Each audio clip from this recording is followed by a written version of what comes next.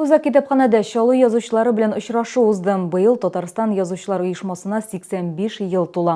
Шул уңайдан республикада безнең шәһәрдә дә күп төрле очрашулар, әдәби кичәләр бара.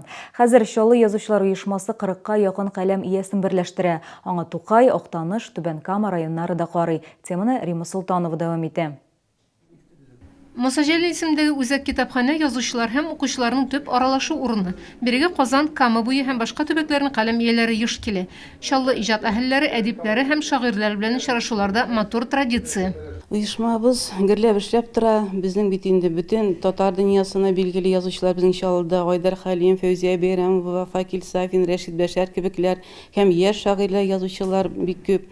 Быел гына да менә 3 шагыйрәбезне, язучыбызны берлеккә алдылар. Булар Марс Яһудин, Рәкыйт Әбделманов һәм әңгәмәдәшем Земфира Исламова. Күптән түгел аның Кара корт исемле икенче китабы басылып чыкты. Китап сөючеләр яңа басманы үзәк китапханәдән алып укый алалар.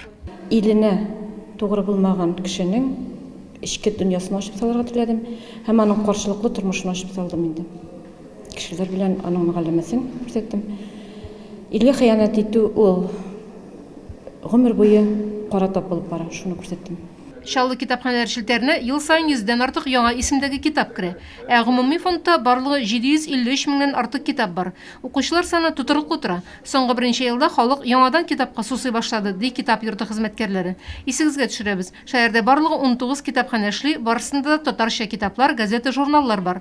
Укыйсы килгән китап булмаган очракта аны башка урыннан да табып бирә алалар.